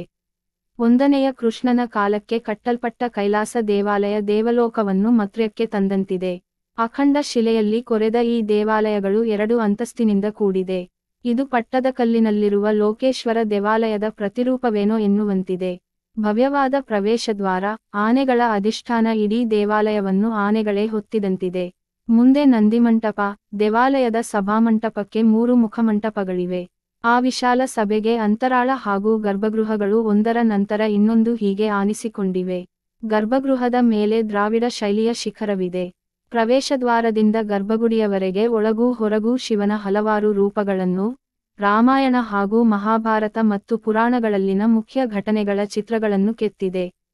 ಕೈಲಾಸನಾಥನ ಸೇವೆಗೆ ನಿಂತ ಅಷ್ಟದಿಕ್ಪಾಲಕರು, ಗಂಗೆ, ಯಮುನೆ, ಸರಸ್ವತಿ ಮುಂತಾದ ದೇವತೆಗಳ ಚಿತ್ರಗಳನ್ನು ಬಿಡಿಸಲಾಗಿದೆ. ದೇವಾಲಯದ ಸುತ್ತಲೂ ಪ್ರಾಕಾರದಲ್ಲಿ ದೇವಕೋಷ್ಠಕಗಳಿದ್ದು ಎಲ್ಲದರಲ್ಲೂ ವಿವಿಧ ಸುಂದರ ಶಿಲ್ಪಗಳಿವೆ. ಅಲೌಕಿಕ ಶಿಲ್ಪಕಲೆಯ ಕುರುಹಾಗಿದೆ ಕೈಲಾಸ. ಹೀಗೆ ಇಲ್ಲಿಯ ಜೈನ ಲೇಣಿಯೂ ಸುಂದರ ಸ್ತಂಭಗಳಿಂದ, ಇಂದ್ರಸಭೆ ಹಾಗೂ ಜಗನ್ನಾಥ ಸಭೆಗಳಿಂದ ಅಲ್ಲಿನ ಇಂದ್ರ, ಇಂದ್ರಾಣಿ, ಶಾಂತಿನಾಥ ಹಾಗೂ ಪಾರ್ಶ್ವನಾಥ ತೀರ್ಥಂಕರರು, ಜಗನ್ನಾಥ ಸಭೆಯಲ್ಲಿನ ಮಹಾವೀರನ ಭವ್ಯಮೂರ್ತಿ ಇತ್ಯಾದಿಗಳಿಂದ ಚಿತ್ರವಿಚಿತ್ರ ಕೊರೆದ ಚಿತ್ರಗಳಿಂದ ನೋಡಲು ರಮಣೀಯವಾಗಿದೆ. ಇವಲ್ಲದೆ ಇಲ್ಲಿ ಇನ್ನೂ 33 ದೇವಾಲಯಗಳಿವೆ. ಅವುಗಳಲ್ಲಿ 17 ವೈದಿಕ ಧರ್ಮಕ್ಕೂ ಉಳಿದವು ಜೈನಧರ್ಮಕ್ಕೂ ಸಂಬಂಧಿಸಿವೆ.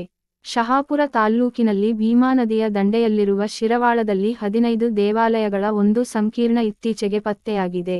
ಅಲ್ಲಿನ ಒಂದು ದೇವಾಲಯದ ಪ್ರವೇಶದ್ವಾರ 2 ಸಿಂಹಸ್ತಂಭಗಳಿಂದ ಅತ್ಯಂತ ಸುಂದರವಾಗಿದೆ. ಜೀವಂತಿಕೆ ಈ ಕಾಲದ ಶಿಲ್ಪಕಲೆಯ ವೈಶಿಷ್ಟ್ಯವಾಗಿದೆ. ಕೆಲವೆಡೆ ಖುರಾಸನ್ ಕಲ್ಲಿನಲ್ಲಿ ದೇವಾಲಯಗಳನ್ನು ಕಟ್ಟಿದರೆ ಮತ್ತೆ ಕೆಲವೆಡೆ ಉತ್ತಮ ಜಾತಿಯ ಕರಿಕಲ್ಲನ್ನು ಬಳಸಿದ್ದಾರೆ. ದೇವಸ್ಥಾನಗಳ ತಳವಿನ್ಯಾಸಗಳಲ್ಲಿ ವೈವಿಧ್ಯತೆ ಇದೆ. ದ್ವಿಕೂಟ, ತ್ರಿಕೂಟಾಚಲ ದೇವಾಲಯಗಳನ್ನು ಇದೇ ಕಾಲದಲ್ಲಿ ಕಟ್ಟಿದ್ದು ಕಂಡುಬರುತ್ತದೆ. ಕೆಲವು ಊರುಗಳಲ್ಲಿ ಉಳಿದಿರುವ ತೋರಣಗಳ ಪಳೆಯುಳಿಕೆಗಳು ತೋರಣಗಳನ್ನು ಕಟ್ಟುತ್ತಿದ್ದರೆಂದು ಸೂಚಿಸುತ್ತವೆ. ಅವುಗಳ ಮೇಲೆ ಅಷ್ಟಮಂಗಲ ಚಿಹ್ನೆಗಳನ್ನು ಕೆತ್ತುತ್ತಿದ್ದರೆಂದು ಕಂಡುಬಂದಿದೆ. ಇಂತಹ ತೋರಣಗಳು ಲಕ್ಷ್ಮೇಶ್ವರ, ಮುಧೋಳಗಳಲ್ಲಿ ಸಾಕ್ಷಿಯಾಗಿ ನಿಂತಿವೆ. 2 ಎತ್ತರದ ಕಂಬಗಳ ಮೇಲೆ ಅಲಂಕೃತ ಅಡ್ಡಜಂತಿಯನ್ನು ನಿಲ್ಲಿಸಿ ಈ ತೋರಣಗಳನ್ನು ಕಟ್ಟಲಾಗಿದೆ. ದೇವಾಲಯಗಳ ಸಂಖ್ಯೆ ವಿಪುಲ. ಅದನ್ನು ಕಟ್ಟುವಲ್ಲಿ ಅನೇಕ ಬಗೆಯ ವಿನ್ಯಾಸಗಳನ್ನು ನಾವು ಕಾಣುತ್ತೇವೆ. ಮುಸ್ಲಿಮರ ದಾಳಿಯಿಂದಾಗಿ ವಿಶೇಷತಃ ಉತ್ತರ ಕರ್ನಾಟಕ, ಮಹಾರಾಷ್ಟ್ರ ಹಾಗೂ ಆಂಧ್ರದಲ್ಲಿರುವ ರಾಷ್ಟ್ರಕೂಟರ ದೇವಾಲಯಗಳು ನಾಶವಾದವು. ಸಮರಗಳ ಸೆಣಸಾಟಗಳಲ್ಲಿಯೂ ಕೆಲವು ಹಾಳಾದವು. ನಾಂದೇಡ ಜಿಲ್ಲೆಯ ಕಂಧಾರದ ದೇವಾಲಯಗಳು ಮತ್ತೆ ಕೆಲವು ಧರ್ಮಗಳಿಗೆ ಅನುಸಾರವಾಗಿ ಪರಿವರ್ತಿತಗೊಂಡವು. ನಿಜಾಮಾಬಾದ ಜಿಲ್ಲೆಯ ಆಂಧ್ರಪ್ರದೇಶ ಬೋಧನದಲ್ಲಿಯ ದೇವಲ್ ಮಸ್ಜಿದ್, ಇಂದ್ರನಾರಾಯಣ ತ್ರೈಪುರುಷ ದೇವಾಲಯ ಹಾಗೂ ಧಾರವಾಡ ಜಿಲ್ಲೆಯ ಕೊಣ್ಣೂರಿನ ಪರಮೇಶ್ವರ ದೇವಾಲಯ, ಮೂಲತಃ ಇದು ಜೈನ ಬಸದಿ, ಇವುಗಳನ್ನು ಇಲ್ಲಿ ಉದಾಹರಿಸಬಹುದು. ಒಟ್ಟಿನಲ್ಲಿ ರಾಷ್ಟ್ರಕೂಟರ ಕಾಲದ ಕೊಡುಗೆ ವಾಸ್ತುಶಿಲ್ಪದ ಬೆಳವಣಿಗೆಗೆ ಬಹಳ ಮಹತ್ವವಾದುದು. ನಕ್ಷತ್ರಾಕೃತಿಯ ತಳವಿನ್ಯಾಸ, ದ್ವಿಕೂಟಾಚಲ, ತ್ರಿಕೂಟಾಚಲ ಶೈಲಿಯ ವೃದ್ಧಿ, ತ್ರೈಪುರುಷ ಹಾಗೂ ಪಂಚಲಿಂಗ ದೇವಾಲಯಗಳ ನಿರ್ಮಾಣ, ದೇವಾಲಯಗಳಲ್ಲಿ ಸಭಾ ಮಂದಿರಗಳನ್ನು ಸೇರಿಸಿದುದು. ಜೈನಬದಿಗಳಲ್ಲಿ ಗರ್ಭಗೃಹಕ್ಕೆ ಅನಿಸಿಕೊಂಡು ಧ್ಯಾನಗೃಹಗಳ ಜೋಡಣೆ ಮುಂತಾದವು ಕೆಲವು ಮಹತ್ವದ ಬೆಳವಣಿಗೆಗಳು. ಬನವಾಸಿಯ ರಾಷ್ಟ್ರಕೂಟರು 897ರಲ್ಲಿ ಬನವಾಸಿ ಮಂಡಲ ಸಂಪೂರ್ಣವಾಗಿ ಚೆಲ್ಲಕೇತನ ವಂಶದ ಅರಸರಿಗೆ ಸೇರಿತ್ತು. ಮುಂದೆ ಅದು 925ರಿಂದ 26ರಲ್ಲಿ ಬರೆಯಲಾದ ಲಕ್ಷ್ಮೀಪುರದ ಶಾಸನದಲ್ಲಿ ಧಾರವಾಡ ಜಿಲ್ಲೆ ಇಬ್ಬಾಗವಾದುದಾಗಿ ಕಂಡುಬರುತ್ತದೆ. ಒಂದು ಭಾಗವನ್ನು ಚೆಲ್ಲಕೇತನ ವಂಶದ ಇಮ್ಮಡಿ ಬಂಕೆಯನಿಗೂ ಇನ್ನೊಂದನ್ನು ರಾಷ್ಟ್ರಕೂಟ ವಂಶದ ಶಂಕರಗಂಡನಿಗೂ ಕೊಟ್ಟುದಾಗಿ ತಿಳಿದುಬಂದಿದೆ. ಈತನಿಗೆ ರಟ್ಟರ ಮೇರು, ಭುವನೈಕರಾಮ, ಜಯಧೀರ ಇತ್ಯಾದಿ ಬಿರುದುಗಳಿದ್ದವು. 964ರಲ್ಲಿ ಈತ ಕೊಪ್ಪಳದಲ್ಲಿ ಜಯಧೀರ ಜಿನಾಲಯವನ್ನು ಕಟ್ಟಿಸಿದ. ಕ್ಯಾಸನೂರು, ಲಕ್ಷ್ಮೀಪುರ, ಹಾವಣಗಿ, ಬಳ್ಳಾರಿ ಜಿಲ್ಲೆಯ ಒಂದು ಶಾಸನ ಮತ್ತು ಇಂದು ಆಂಧ್ರಪ್ರದೇಶದ ಕೊಲನುಪಾದಲ್ಲಿ, ಕೊಲ್ಲಿಪಾಕೆ ದೊರೆತ 3 ಶಾಸನಗಳಿಂದ ಒಟ್ಟು ಸದ್ಯ ದೊರೆತ 8 ಶಾಸನಗಳಿಂದ ಈ ಶಾಖೆಯ ವಂಶಾವಳಿಯ ವಿವರ ಹೀಗಿದೆ. ಯಾದವ ವಂಶದ ಪಾಣರಾಜ, ಶಂಕರಗಂಡ, ಅಪ್ಪುವರಾಜನ್, ಶಂಖಪ್ಪಯ್ಯನ್, ಗೊಮ್ಮರಸ. 1ನೆಯ ಅಸಗಮರಸ್, 2ನೆಯ ಶಂಕರಗಂಡ, ಅನಂತರ ಸಿಂಗಣದೇವ, ಅಸಗಮರಸ ಮತ್ತು ಶಂಕರಗಂಡ. ಸಿಂಗಣದೇವ 1069ರಲ್ಲಿ ಉಚ್ಚಂಗಿ 30, ಸೂಳುಂಗಲ್ 70, ಚಿತ್ರದುರ್ಗ, ಮಂಡಲಿ 1000 ಮತ್ತು 4 ಭಕ್ತ ಗ್ರಾಮಗಳಿಗೆ ಅಧಿಪತಿಯಾಗಿದ್ದ. ಶಂಕರಗಂಡನು ಮೇಲ್ಕಾಣಿಸಿದ ಎಲ್ಲ ಬಿರುದುಗಳೊಂದಿಗೆ ಮಾವನ ಗಂಧವಾರಣ, ಕೊಳ್ಳಿಪಾಕೆಯ ಗೋವ ಮತ್ತು ಪೆಂಜೆಗೋವ ಮುಂತಾದ ಇನ್ನೂ ಕೆಲವು ವಿಶಿಷ್ಟ ಬಿರುದುಗಳನ್ನು ಧರಿಸಿದ್ದ. ಸೌಂದತ್ತಿಯ ರಟ್ಟರು ರಾಷ್ಟ್ರಕೂಟ ಸಾಮ್ರಾಜ್ಯದ ಪತನಾನಂತರ ಮತ್ತೆ ಅದು ತಲೆ ಎತ್ತಿ ಪೂರ್ವಸ್ಥಿತಿಯಲ್ಲಿ ಮೆರೆಯಲಿಲ್ಲ. ಆದರೆ ಆ ವಂಶದವರು ಅನೇಕ ಕಡೆ ಸಣ್ಣ ಪುಟ್ಟ ಮಾಂಡಲಿಕರಾಗಿ ಬದುಕಿದರು. ಇಂತಹ ಮನೆತನಗಳಲ್ಲಿ ಸುಗಂಧವರ್ತಿ, ಸೌದತ್ತಿಯ ರಟ್ಟರದೂ ಒಂದು. ಇವರು ಕೊಂಡಿ 3000 ಪ್ರಾಂತ್ಯಕ್ಕೆ ಅಧಿಪತಿಗಳಾಗಿದ್ದರು. ಸುಗಂಧವರ್ತಿ ಇವರ ರಾಜಧಾನಿ. ಕಲ್ಯಾಣದ ಚಾಳುಕ್ಯರು, ಕಳಚುರಿಯರು ಮತ್ತು ಸೇವುಣ, ದೇವಗಿರಿಯ ಯಾದವ ಚಕ್ರವರ್ತಿಗಳಿಗೆ ಇವರು ಮಾಂಡಲಿಕರಾಗಿದ್ದರು. ಈ ಅರಸರಲ್ಲಿಯೂ ಕೆಲವರು ದೊಡ್ಡ ವಿದ್ವಾಂಸರು, ಕಲಾಕಾರರು ಆಗಿದ್ದರು. ಇವರು ಪೋಷಿಸಿದ ಪ್ರಸಿದ್ಧ ವ್ಯಕ್ತಿಗಳಲ್ಲಿ ಲೀಲಾವತಿ ಪ್ರಬಂಧ ಹಾಗೂ ನೇಮಿನಾಥ ಪುರಾಣ ಬರೆದ ಕನ್ನಡ ಕವಿ ನೇಮಿಚಂದ್ರನು ಒಬ್ಬ. ಅಮರ್ದಕಪುರದ ರಾಷ್ಟ್ರಕೂಟರು ಸೇವುಣರ 5ನೆಯ ಬಿಲ್ಲಮನ ಕಾಲದ ನಾಂದೇಡ ಜಿಲ್ಲೆಯ ಅರ್ಧಾಪುರದಲ್ಲಿ ದೊರೆತ ಶಾಸನದಿಂದ ಇವರ ವಿವರಗಳನ್ನು ಮೊದಲ ಬಾರಿಗೆ ಬೆಳಕಿಗೆ ಬಂದವು. ಇವರ ಕಾಲ 1192. ರಟ್ಟಬಲ್ಲಾಳ ಬಿಲ್ಲಮನಿಗೆ ಮಾಂಡಲಿಕನಾಗಿದ್ದ. ದೇವಪಾಲ ಇವರ ಅಜ್ಜ ಹಾಗೂ ವಿಕ್ರಮಾರ್ಕ ಇವನ ತಂದೆ ಎಂದು ತಿಳಿದುಬಂದಿದೆ. ರಟ್ಟಶಾಸ್ತ್ರದ ರಟ್ಟರು ರಟ್ಟಮತ, ರಟ್ಟಶಾಸ್ತ್ರ ಎಂದು ಪ್ರಸಿದ್ಧವಾಗಿದ್ದು ಮಳೆಯ ಶಾಸ್ತ್ರವನ್ನು ಕುರಿತು ಬರೆದ ಕೃತಿಯಲ್ಲಿ ಅದರ ಕರ್ತೃ ಅರ್ಹದ್ವಾಸ ಸು. 1398 ಜಿನನಗರದಲ್ಲಿ ಇದ್ದು ರಾಜ್ಯವಾಳಿದ ರಟ್ಟಮನೆಯೊಂದರ ವಿವರಣೆಯನ್ನು ಕೊಟ್ಟಿದ್ದಾನೆ. ಇಮ್ಮಡಿ ಮಾರಸಿಂಹ 964 ಗಂಗದೊರೆಯ ಕಾಲಕ್ಕೆ ತಲಕಾಡು ಕೋಟೆಯನ್ನು ರಕ್ಷಿಸಿದ ಮಹಾವ್ಯಕ್ತಿ ಕಾಡಮರಸನೆಂಬ ರಟ್ಟ. ಈತನಿಂದ 19ನೇ ತಲೆಯ ವ್ಯಕ್ತಿ ಸುಕವಿ ನಿಧಾನ, ರಟ್ಟವೆಡಂಗ, ಅರ್ಹದ್ದಾಸ ಇತ್ಯಾದಿ ಬಿರುದುಗಳನ್ನು ಹೊಂದಿದ ಸೋಮನಾಥ. ಈತ ಶ್ರವಣಬೆಳಗೊಳದಲ್ಲಿಯ ಸಿದ್ಧರ ಬಸದಿಯ ಶಾಸನವೊಂದನ್ನು ಬರೆದಿದ್ದಾರೆ. ಇತರರು ಮಳಖೇಡದ ರಾಷ್ಟ್ರಕೂಟ ರಾಜನಾದ ಧ್ರುವನ ಪ್ರ. ಶ. ಸು. 380ರಿಂದ 93 ಮಗ ಇಂದ್ರ. ಈತ ಗುಜರಾತ್ ಮತ್ತು ಮಾಳವ ಪ್ರದೇಶಗಳ ಮೇಲೆ ಪ್ರಾಂತ್ಯಾಧಿಪತ್ಯ ವಹಿಸಿದ. ಈತನ ವಂಶಿಕರು ಗುಜರಾತ್ ಪ್ರಾಂತ್ಯದ ಅಧಿಕಾರ ಪಡೆದು ಸು. 790ರಿಂದ 890 ವರೆಗೆ ಸುಮಾರು 1 ಶತಮಾನ ಕಾಲ ರಾಜ್ಯಭಾರ ಮಾಡಿದರು. ಧ್ರುವನ ಮಗ ಸುವರ್ಣವರ್ಷ ಕರ್ಕ 1ನೆಯ ಅಮೋಘ ವರ್ಷ ನೃಪತುಂಗರಾಜ ಮಳಖೇಡದ ಸಿಂಹಾಸನವೇರಿದಾಗ 814 ಅಲ್ಪವಯಸ್ಸಿನವನಿದ್ದುದರಿಂದ ಆತ ಪ್ರಬುದ್ಧನಾಗುವವರೆಗೆ ರಾಜಪ್ರತಿನಿಧಿಯಾಗಿ ಸಾಮ್ರಾಜ್ಯದ ಕಾರ್ಯನಿರ್ವಹಣೆ ಮಾಡಿದ. ರಾಷ್ಟ್ರಕೂಟರ ಒಂದು ಶಾಖೆಯ ಮಾಂಡಲಿಕ ಅರಸರು ಒರಿಸ್ಸಾ ರಾಜ್ಯದ ಸಂಬಲಪುರ ಪ್ರದೇಶದಲ್ಲಿ 12ನೆಯ ಶತಮಾನದಲ್ಲಿ ಬಾಳಿದ್ದರು. ತಮ್ಮ ಮೂಲಸ್ಥಳ ಲತಲೋರ, ಲಾತೂರು, ನಗರವೆಂದು ಇವರು ಹೇಳಿಕೊಂಡಿದ್ದಾರೆ. ಚಮರ ವಿಗ್ರಹ. ಆತನ ಮಗ ದಂಸಕ. ಅವನ ಮಗ ಪರಚಕ್ರಶಲ್ಯ ಪ್ರ. ಶಾ. 1132 ಇವು ಈ ವಂಶದ ಮೂವರು ರಾಜರ ಹೆಸರುಗಳು. ಮಧ್ಯಭಾರತದ ಬಿಲ್ಸದ ಪಕ್ಕದಲ್ಲಿ ರಾಷ್ಟ್ರಕೂಟರ ಒಂದು ವಂಶ ಬಾಳಿತು. ಸು. 8ರಿಂದ 9ನೆಯ ಶತಮಾನ. ರಾಷ್ಟ್ರಕೂಟ ವಂಶದ ಅರಸರು ಕನೌಜ್ ಪ್ರಾಂತ್ಯದಲ್ಲಿ 11, 12ನೇ ಶತಮಾನಗಳಲ್ಲಿ ಊರ್ಜಿತರಾದರು. ರಾಜಸ್ಥಾನದ ಜೋಧಪುರ, ಉದಯಪುರ ಪ್ರದೇಶಗಳಲ್ಲಿ 11ರಿಂದ 13ನೆಯ ಶತಮಾನಗಳಲ್ಲಿ ರಾಷ್ಟ್ರಕೂಟರು ಉದಯ ಹೊಂದಿದರು. 8ರಿಂದ 9ನೆಯ ಶತಮಾನಗಳಲ್ಲಿ ರಾಷ್ಟ್ರಕೂಟ ಕುಲದ ಕೆಲವು ನಾಯಕರು ದಂಡಯಾತ್ರೆಯ ನಿಮಿತ್ತದಿಂದ ಭಾರತದ ಉತ್ತರ ಪೂರ್ವ ಪ್ರಾಂತ್ಯಗಳಿಗೆ ಪ್ರಯಾಣ ಮಾಡಿ ಅಲ್ಲಿ ನೆಲೆಸಿ ರಾಜಕೀಯ ಪ್ರತಿಷ್ಠೆ ಗಳಿಸಿಕೊಂಡರು. ಇಂಥವರಲ್ಲಿ ಕೆಲವರ ವಿಷಯ ತಿಳಿದುಬಂದಿದೆ. ಬಂಗಾಳದ ಧರ್ಮಪಾಲ ರಾಜನ ಸು. 220ರಿಂದ 810 ರಾಣಿ ರನ್ನದೇವಿ ರಾಷ್ಟ್ರಕೂಟ ಪರಬಲನೆಂಬ ನಾಯಕನ ಪುತ್ರಿ. ಅದೇ ವಂಶದ ರಾಜ್ಯಪಾಲ ಸು. 911ರಿಂದ 35 ರಾಷ್ಟ್ರಕೂಟ ತುಂಗನ ಪುತ್ರಿ ಭಾಗ್ಯದೇವಿಯನ್ನು ವಿವಾಹವಾಗಿದ್ದ. ಬಳಿಕ 3ನೇ ವಿಗ್ರಹಪಾಲ ಸು. 1055ರಿಂದ 81 ಪೂರ್ವ ಬಿಹಾರದ ರಾಷ್ಟ್ರಕೂಟ ಮಥನನ ಸೋದರಿಯನ್ನು ಮದುವೆಯಾಗಿದ್ದ. ಇಂಥ ಸಂಬಂಧಗಳ ಫಲವಾಗಿ ಕನ್ನಡ ನಾಡಿನ ಶೂರ ಸೈನಿಕರು ಬಂಗಾಳದ ಸೈನ್ಯದಲ್ಲಿ ಪ್ರವೇಶ ಹೊಂದಿದರು. ಈ ಸೈನಿಕರನ್ನು ಕುರಿತು ಬಂಗಾಳದ ಶಾಸನಗಳಲ್ಲಿ ವಿಪುಲ ನಿರ್ದೇಶನಗಳು ದೊರಕುತ್ತವೆ. ಇತಿಹಾಸ.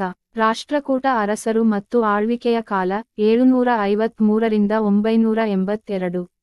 ದಂತಿದುರ್ಗ, ಸ್ಥಾಪಕ 735ರಿಂದ 756. ಮೊದಲನೇ ಕೃಷ್ಣ 756ರಿಂದ 774. ಇಮ್ಮಡಿ ಗೋವಿಂದ 774ರಿಂದ 780. ಧ್ರುವ, ಧಾರಾವರ್ಷ 780ರಿಂದ 793. ಮುಮ್ಮಡಿ ಗೋವಿಂದ 793ರಿಂದ 814. ಮೊದಲನೇ ಅಮೋಘವರ್ಷ ಇವರು ಅಖಂಡ ಭಾರತದಲ್ಲಿ ಆಳ್ವಿಕೆ ನಡೆಸಿದ ಏಕೈಕ ರಾಜ. ಸರಿ ಸುಮಾರು 64 ವರ್ಷಗಳ ಕಾಲ ಸಾಮ್ರಾಟರಾಗಿ ಆಳ್ವಿಕೆ ನಡೆಸಿದ್ದಾರೆ. 814ರಿಂದ 878. ಇಮ್ಮಡಿ ಕೃಷ್ಣ 878ರಿಂದ 914. ಮುಮ್ಮಡಿ ಇಂದ್ರ 914ರಿಂದ 929. ಇಮ್ಮಡಿ ಅಮೋಘವರ್ಷ 929ರಿಂದ 930. ನಾಲ್ವಡಿ ಗೋವಿಂದ 930ರಿಂದ 936. ಮುಮ್ಮಡಿ ಅಮೋಘವರ್ಷ 936ರಿಂದ 939. ಮುಮ್ಮಡಿ ಕೃಷ್ಣ 939ರಿಂದ 967. ಕೊಟ್ಟಿಗ ಅಮೋಘವರ್ಷ 967ರಿಂದ 972. ಇಮ್ಮಡಿ ಕರ್ಕ 972ರಿಂದ 973. ನಾಲ್ವಡಿ ಇಂದ್ರ 973ರಿಂದ 982. ಇಮ್ಮಡಿ ತೈಲಪ ಪಶ್ಚಿಮ ಚಾಲುಕ್ಯರಿಂದ ಮುಂದುವರಿಕೆ 973ರಿಂದ 997. ಸಾಹಿತ್ಯ ಮತ್ತು ಸಂಸ್ಕೃತಿ. ರಾಷ್ಟ್ರಕೂಟರ ಕಾಲದಲ್ಲಿ ಕನ್ನಡದಲ್ಲಿ ಹಲವಾರು ರೀತಿಯ ರಚನೆಗಳು ಇದ್ದವೆಂದು ತಿಳಿದು ಬರುವುದು. ಬದಂಡೆ, ಚತ್ರಾಣ ಮುಂತಾದ ಕಾವ್ಯಭೇದಗಳಿದ್ದವು. ಪ್ರಾಂತದ ಭಾಷೆ ತಿರುಳುಗನ್ನಡವೆಂದು ಹೆಸರು ಪಡೆದಿತ್ತು. ಆ ಸಮಯದಲ್ಲಿ ಮತ್ತು ನೃಪತುಂಗನಿಗಿಂತಲೂ ಹಿಂದೆ ಅನೇಕ ಕವಿಗಳಿದ್ದರೆಂದು ರಾಜ ನೃಪತುಂಗನು ತನ್ನ ಕವಿರಾಜಮಾರ್ಗ ಕೃತಿಯಲ್ಲಿ ತಿಳಿಸಿದ್ದಾನೆ.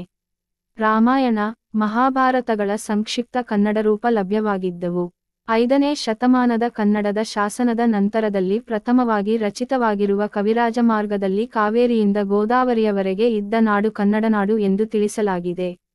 ಆ ಸಮಯದಲ್ಲಿ ಹಲವಾರು ಜೈನ ಕವಿಗಳಿದ್ದರು. ಶಿವಕೋಟಿ ಆಚಾರ್ಯನ ವಡ್ಡಾರಾಧನೆ ಮೊದಲ ಗದ್ಯಕೃತಿ ರಚಿತವಾಗಿತ್ತು. ರಾಷ್ಟ್ರಕೂಟರ ಕೊಡುಗೆಗಳು. ಆಡಳಿತ ವ್ಯವಸ್ಥೆ. ರಾಷ್ಟ್ರಕೂಟರ ರಾಜತ್ವವು ವಂಶಪಾರಂಪರ್ಯವಾಗಿತ್ತು. ಅರಸರಿಗೆ ಸಹಾಯ ಮಾಡಲು ಮಂತ್ರಿಮಂಡಲವಿರುತ್ತಿತ್ತು. ಮಂತ್ರಿಮಂಡಲದಲ್ಲಿ ವಿದೇಶಿ ವ್ಯವಹಾರ ನೋಡಿಕೊಳ್ಳುವ ಮಹಾಸಂಧಿ ವಿಗ್ರಹಿ ಎಂಬ ಗಣ್ಯನು ಇದ್ದನು. ಆಡಳಿತದ ಅನುಕೂಲಕ್ಕಾಗಿ ಸಾಮ್ರಾಜ್ಯವನ್ನು ರಾಷ್ಟ್ರ, ಮಂಡಲ, ವಿಷಯ, ನಾಡು, ಗ್ರಾಮಗಳಾಗಿ ವಿಭಜಿಸಲಾಗಿತ್ತು. ಗ್ರಾಮದ ಮುಖ್ಯಸ್ಥನಿಗೆ ಗ್ರಾಮಪತಿ ಅಥವಾ ಪ್ರಭುಗಾವುಂಡ ಎಂದು ಕರೆಯುತ್ತಿದ್ದರು. ಗ್ರಾಮ ಸೈನ್ಯಕ್ಕೆ ಈತನೇ ಮುಖ್ಯಸ್ಥ. ಗ್ರಾಮ ಲೆಕ್ಕಿಗ ಈತನ ಸಹಾಯಕ. ನಾಡುಗಳಲ್ಲಿ ನಾಡಗಾವುಂಡ, ವಿಷಯ ಮತ್ತು ರಾಷ್ಟ್ರಗಳಲ್ಲಿ ವಿಷಯಪತಿ ಮತ್ತು ರಾಷ್ಟ್ರಪತಿ ಎಂಬ ಅಧಿಕಾರಿಗಳು ಇದ್ದರು. ಆದಾಯ, ಭೂಕಂದಾಯ, ಸರಕು, ಮನೆ, ಅಂಗಡಿಗಳ ಮೇಲಿನ ಸುಂಕು, ನದಿ ದಾಟಿಸುವಂತಹ ವೃತ್ತಿಗಳ ಮೇಲಿನ ತೆರಿಗೆ ಮೊದಲಾದವು ರಾಜ್ಯದ ಆದಾಯಗಳಾಗಿದ್ದವು. ಇವಿಷ್ಟು ಕನ್ನಡದ ಬಲಿಷ್ಠ ರಾಜಮನೆತನಗಳಲ್ಲಿ ಒಂದಾದ ರಾಷ್ಟ್ರಕೂಟರ ಕುರಿತ ಮಾಹಿತಿ.